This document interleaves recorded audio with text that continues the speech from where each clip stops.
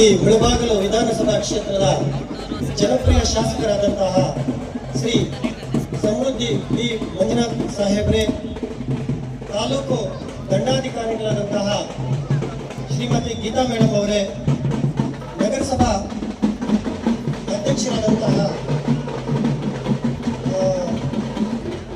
Mamata madam ಅವರೇ ಹಾಗೂ ಎಲ್ಲ ಅಧಿಕಾರಿ ವರ್ಗದವರೇ, ದಲಿತ ಸಂಘರ್ಷ ಸಮಿತಿಗಳ ಮುಖಂಡರುಗಳೇ, ಗ್ರಾಮ ಪಂಚಾಯತ್ ಅಧ್ಯಕ್ಷರುಗಳೇ, ಸದಸ್ಯರುಗಳೇ, ಸಾರ್ವಜನಿಕರೇ, ನಿಮಗೆಲ್ಲರಿಗೂ ಭಾರತ ರತ್ನ ಸಂವಿಧಾನ ಶಿಲ್ಪಿ ಡಾಕ್ಟರ್ ಬಾಬಾ ಸಾಹೇಬ್ ಅಂಬೇಡ್ಕರ್ ಅವರ 134ನೇ ಜನ್ಮದಿನದ ಹಾರ್ದಿಕ ಶುಭಾಶಯಗಳು. ಮೊದಲಿಗೆ ಬಂಧುಗಳೇ, ತಮಗೆಲ್ಲರಿಗೂ ಸಹ ತಿಳಿದಿರುವಂತೆ ಬಾಬಾ ಸಾಹೇಬ್ ಅಂಬೇಡ್ಕರ್ ಅವರ ಪರಿಚಯ ಇಲ್ಲದೇ ಇರುವಂತವರು ಈ ವಿಶ್ವದಲ್ಲೇ ಇಲ್ಲ ಅಂತೇಳಿ ನಾನು ಭಾವಿಸ್ತೀನಿ. ಆದರೂ ಸಹ ನಿಮಗೆ ಒಂದು ಕಿರು ಪರಿಚಯವನ್ನು, ಬಾಬಾ ಸಾಹೇಬ್ ಅಂಬೇಡ್ಕರ್ ಅವರ ಒಂದು ಕಿರು ಪರಿಚಯವನ್ನು ನಾನು ಮಾಡಿಕೊಳ್ಳಕ್ಕೆ ಇಷ್ಟಪಡ್ತೀನಿ. ಬಾಬಾ ಸಾಹೇಬ್ ಅಂಬೇಡ್ಕರ್ ಅವರು ಏಪ್ರಿಲ್ 14, 1891ರಲ್ಲಿ ಮಧ್ಯಪ್ರದೇಶದ ಮಹೋ ಎಂಬಲ್ಲಿ ಜನಿಸಿದರು. ಅಂಬೇಡ್ಕರ್ ಅವರು ಏನು ಮಧ್ಯಪ್ರದೇಶದ ಮಹೋ ಎಂಬಲ್ಲಿ ಜನಿಸಿದ್ರು, ಅವರ ತಂದೆ ದಯವಿಟ್ಟು ಆರಕ್ಷಕ ಇಲಾಖೆಯವರು ಎಲ್ಲಿದ್ರು ಸಹ ಅವರ ತಮಟೆಯನ್ನು ನಿಲ್ಸಕ್ಕೆ ಅವ್ರ ಸೂಚನೆ ಕೊಡಿ. ಹಾಗೂ ಎಲ್ಲರೂ ಸಾರ್ವಜನಿಕರು ಬಂಧುಗಳೆಲ್ಲರೂ ದಯವಿಟ್ಟು ಬಂದು ಶಾಸನಗಳಲ್ಲಿ ಆಸೀನರಾಗಬೇಕಂತ ಕೋರ್ತಾ ಇದ್ದೀನಿ. ಅಂಬೇಡ್ಕರ್ ಅವರ ತಂದೆ ರಾಮ್ಜಿ ಸಕ್ಪಾಲ್ರು ಒಬ್ಬ ಬ್ರಿಟಿಷ್ ಸೈನ್ಯದಲ್ಲಿ ಸುಬೇದಾರರಾದಂಥವರು. ತಾಯಿ ಭೀಮಾಬಾಯಿ, ಅವರಿಗೆ 14ನೆಯ ಮಗುವಾಗಿ ಅಂಬೇಡ್ಕರ್ ಅವರು ಜನಿಸ್ತಾರೆ. ಅವರ ಒಂದು ಪ್ರಾಥಮಿಕ ಶಿಕ್ಷಣ ಸತಾರದಲ್ಲಿ ಪೂರೈಸಿಕೊಂಡು ಅವರ ಹೈಸ್ಕೂಲ್ ಶಿಕ್ಷಣ ಎಲ್ಫಿನ್ಸ್ಟೋನ್, ಈಗಿನ ಮುಂಬೈ, ಅಲ್ಲಿ ಅವರು ತಮ್ಮ ಹೈಸ್ಕೂಲ್ ಶಿಕ್ಷಣವನ್ನು ಪೂರೈಸಿ ಮುಂದೆ ಅವರು ಮಾಡಿದಂತಹ ಉನ್ನತ ವ್ಯಾಸಂಗಗಳು, ಉನ್ನತ ಶಿಕ್ಷಣಗಳು, ಸ್ನಾತಕೋತ್ತರ ಪದವಿಗಳು ಎಷ್ಟಪ್ಪ ಅಂದ್ರೆ 32 ಡಿಗ್ರಿಗಳನ್ನು ಪಡೆದಂತಹ ಏಕೈಕ ಭಾರತೀಯ ಬಾಬಾ ಸಾಹೇಬ್ ಅಂಬೇಡ್ಕರ್ ಅವರು. ಬಂಧುಗಳೇ, ಅವರು ವಿದ್ಯಾಭ್ಯಾಸ ಮಾಡುವ ಕಾಲಕ್ಕೆ ಅನೇಕವಾದಂತಹ ಅಸ್ಪೃಶ್ಯತೆಯನ್ನು ಬಹಳ ಸಮೀಪದಿಂದ ನೋಡಿದಂಥವರು, ಅನುಭವಿಸಿದಂಥವರು. ಉನ್ನತವಾದಂತಹ ಪದವಿಗಳು ಅವರು ಪಡೆದಂಥದ್ದು ನ್ಯೂಯಾರ್ಕ್ನ ವಿಶ್ವವಿದ್ಯಾನಿಲಯದಿಂದ ಪದವಿ, ಬಾನ್ ವಿಶ್ವವಿದ್ಯಾನಿಲಯ ಜರ್ಮನಿಯಿಂದ ಪದವಿ, ಲಂಡನ್ ಸ್ಕೂಲ್ ಆಫ್ ಎಕನಾಮಿಕ್ಸ್ ನಲ್ಲಿ ಪದವಿ, ಡಿಲಿಟ್ ಪದವಿ, ಕಾನೂನಿನಲ್ಲಿ ಅತ್ಯುನ್ನತವಾದಂತಹ ಪದವಿ ಬಾರಟ್ಲ. ಈ ಪದವಿಗಳನ್ನು ಪಡೆದು ಅವರು ಮಾತ್ರವಲ್ಲದೆ ಭಾರತದಲ್ಲಿ PhD ಪದವಿಯನ್ನು ಪಡೆದಂತಹ, ವಿದೇಶದಲ್ಲಿ PhD ಪದವಿಯನ್ನು ಪಡೆದಂತಹ ಏಕೈಕ ಭಾರತೀಯನೆಂದರೆ ಬಾಬಾ ಸಾಹೇಬ್ ಅಂಬೇಡ್ಕರ್ ಅವರು.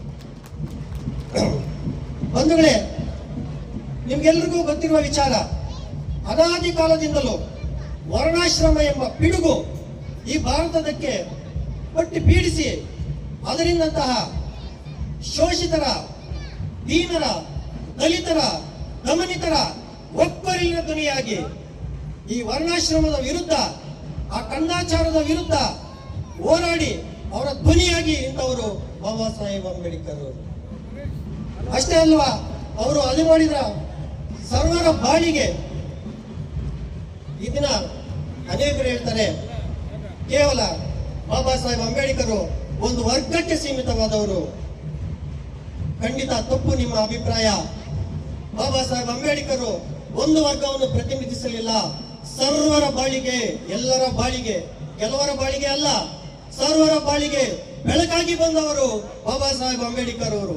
ಈ ದೇಶದ ಬೆಳಕು, ಈ ದೇಶದ ಜೀವಾಳ. ಅಂಬೇಡ್ಕರ್ ಎಂದರೆ ಜ್ಞಾನ, ಅಂಬೇಡ್ಕರ್ ಎಂದರೆ ಶಕ್ತಿ, ಅಂಬೇಡ್ಕರ್ ಎಂದರೆ ಜ್ಞಾನ, ಅಂಬೇಡ್ಕರ್ ಎಂದರೆ ಈ ಸಂವಿಧಾನದ ಜೀವಾಳ, ಅಂಬೇಡ್ಕರ್ ಎಂದರೆ ಈ ಭಾರತದ ಬೆಳಕು ಎಂದು ನಿಮ್ಮ ಹೇಳಕ್ಕೆ ಇಷ್ಟಪಡ್ತೀನಿ ಬಂಧುಗಳೇ.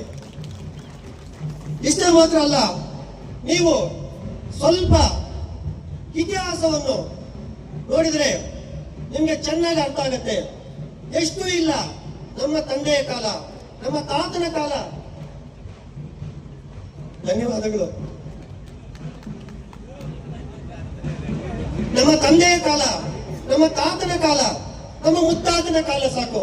ಇನ್ನು ಎಷ್ಟು ಹಿಂದೆ ಹೋಗೋದು ಬೇಡ.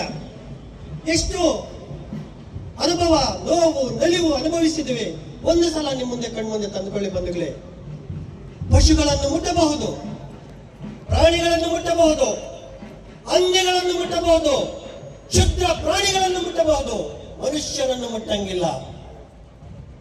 ನಿಮ್ನ ವರ್ಗದ ಮನುಷ್ಯರನ್ನು ಮುಟ್ಟಂಗಿಲ್ಲ. ಆ ನಿಮ್ನ ವರ್ಗದವರು ಸಮಾಜದಲ್ಲಿ ಕಡೆಗಣಿಸಲ್ಪಟ್ಟವರು, ಈ ಸಮಾಜದ ಅಪ್ಪರ್ ಕ್ಲಾಸಸ್ ವ್ಯಕ್ತಿಗಳು ಬಂದಾಗ ಸೂರ್ಯೋದಯಕ್ಕೆ ಮುಂಚೆ ಅಥವಾ ಸೂರ್ಯಾಸ್ತದ ನಂತರ ಅವರು ಬರಬೇಕಾಗಿತ್ತು.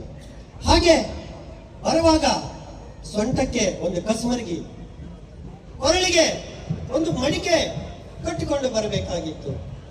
ಏನಕ್ಕೆ ಈ ಕಸ್ಮರ್ಗಿ, ಏನಕ್ಕೆ ಈ ಮಡಿಕೆ ಅಂದ್ರೆ, ನಾವು ನಡೀತಾ ಬಂದಾಗ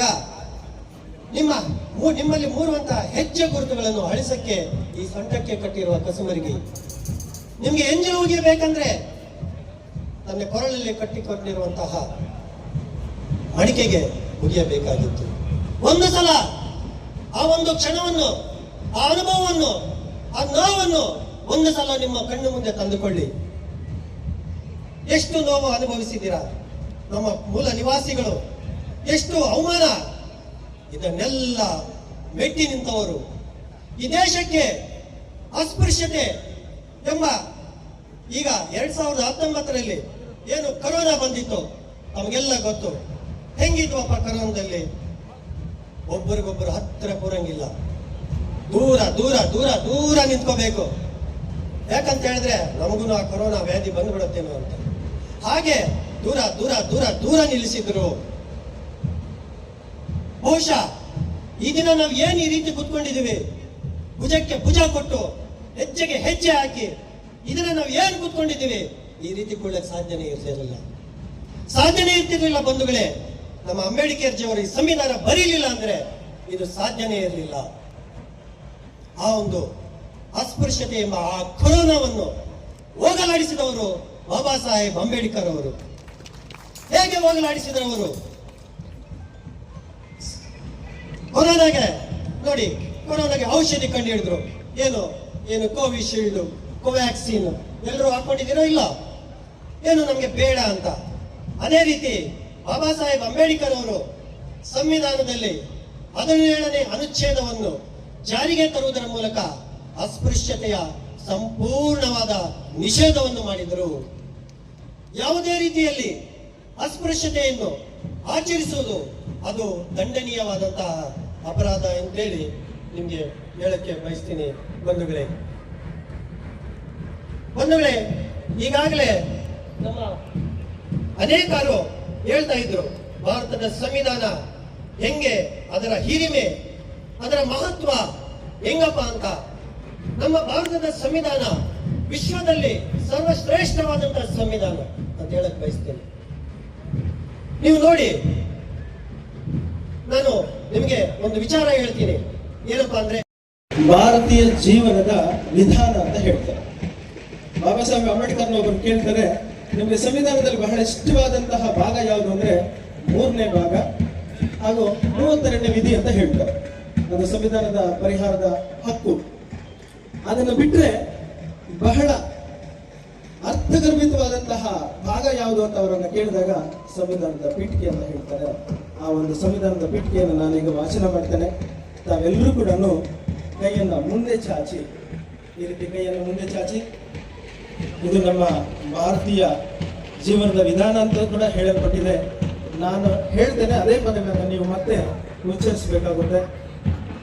ಭಾರತದ ಸಂವಿಧಾನ ಸಾರ್ವಭೌಮ, ಸಮಾಜವಾದಿ, ಸರ್ವಧರ್ಮ, ಸಮಭಾವದ, ಪ್ರಜಾಸತ್ತಾತ್ಮಕ ಗಣರಾಜ್ಯವಾಗಿ ರಚಿಸಲು ಮತ್ತು ಅದರ ಸಮಸ್ತ ನಾಗರಿಕರಿಗೆ ಸಾಮಾಜಿಕ, ಆರ್ಥಿಕ ಮತ್ತು ರಾಜಕೀಯ ನ್ಯಾಯ, ವಿಚಾರ, ಅಭಿವ್ಯಕ್ತಿ, ವಿಶ್ವಾಸ, ಧರ್ಮಶ್ರದ್ಧೆ ಮತ್ತು ಉಪಾಸನಾ ಸ್ವಾತಂತ್ರ್ಯ, ಸ್ಥಾನಮಾನ ಹಾಗೂ ಅವಕಾಶ ಸಮಾನತೆ ದೊರೆಯುವಂತೆ ಮಾಡಲು ಮತ್ತು ವ್ಯಕ್ತಿ ಗೌರವವನ್ನು, ರಾಷ್ಟ್ರದ ಏಕತೆಯನ್ನು ಹಾಗೂ ಅಖಂಡತೆಯನ್ನು ಸುನಿಶ್ಚಿತಗೊಳಿಸಿ ಅವರಲ್ಲಿ ಭ್ರಾತೃಭಾವನೆಯನ್ನು